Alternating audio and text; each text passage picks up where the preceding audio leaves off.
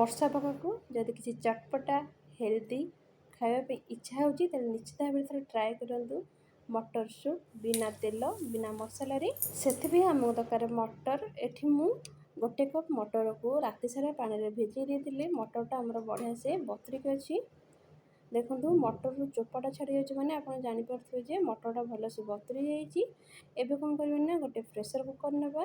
ମଟରକୁ ମୁଁ 4-5 ଥର ଭଲସେ ଧୋଇ ନେଇଛି। ଏବେ ପ୍ରେସର କୁକରରେ ମଟରକୁ ଆଡ଼୍ କରିବା। ଏଠି ମୁଁ ଗୋଟେ ଛୋଟ ସାଇଜ୍ର ଆଳୁକୁ ଦେଖନ୍ତୁ ଛୋଟ ଛୋଟ ପିସ୍ରେ କାଟିକି ନେଇଛି, ଆଉ ତା'ର ଚୋପା ମଧ୍ୟ ଛଡ଼େଇ ନେଇଛି।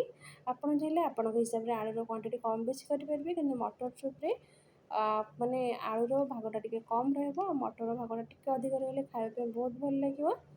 ଏବେ କ'ଣ କରିବା ନା ଏଥିରେ ଆକୁ ଆଡ଼୍ କରିନେବା।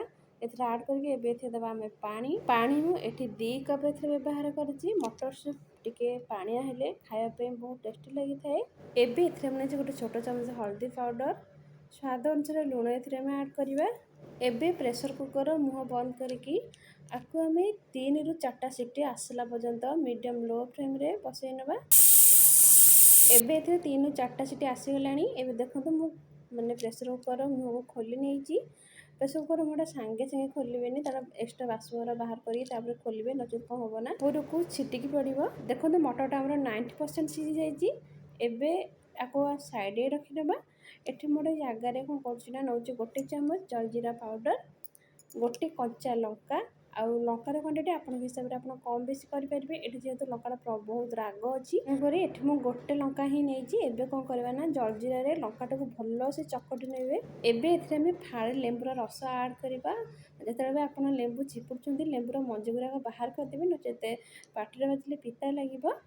ଏବେ କ'ଣ କରିବା ନା ସେଥିରେ ଆମେ ମଟରକୁ ଆଡ଼୍ କରିବା, ଆଉ ଆପଣ ଯେତିକି ପରିମାଣରେ ଖାଇବେ ସେହି ଅନୁସାରେ ଆପଣ ଜଲଜିରା ଆଉ ଲେମ୍ବୁ ଆଡ଼୍ କରିବେ, ଆପଣଙ୍କ ଖଟା କେତେ ପସନ୍ଦ।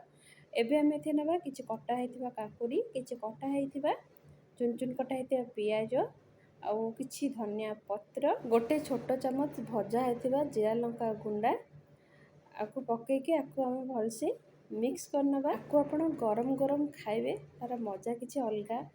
ବିନା ତେଲ ବିନା ମସଲାରେ ହେଲ୍ଦି ଟେଷ୍ଟି ସୁପ୍, ଆଉ ପୁଣି ବନେଇବା ପାଇଁ ବି ବହୁତ କମ୍ ସମୟ ଲାଗିଥାଏ। କମ୍ ସମୟରେ କମ୍ ସାମଗ୍ରୀରେ ପ୍ରସ୍ତୁତ। ଘରେ ଥରେ ଆକୁ ନିଶ୍ଚିନ୍ତ ବନାନ୍ତୁ ଆଉ ବର୍ଷା ପାଗର ମଜା ନିଅନ୍ତୁ। ରହୁଛି, ନମସ୍କାର। ବର୍ଷା ପାଗରେ ଥରେ ଏମିତି ନିଶ୍ଚିତ ଭାବରେ ବନାନ୍ତୁ। କେମିତି ଲାଗୁଛି ମୋତେ କମେଣ୍ଟ କରିକି ଜଣାନ୍ତୁ। ଫ୍ୟାମିଲି ଫ୍ରେଣ୍ଡ ସମସ୍ତଙ୍କ ସହିତ ନିଶ୍ଚିତ ଭାବରେ ସେୟାର କରନ୍ତୁ। ସେ ପର୍ଯ୍ୟନ୍ତ ସମସ୍ତଙ୍କ ଦିନ ଶୁଭଙ୍କର ହେଉ। ଭଗବାନ ସମସ୍ତଙ୍କୁ ଭଲରେ ରଖିଥାନ୍ତି।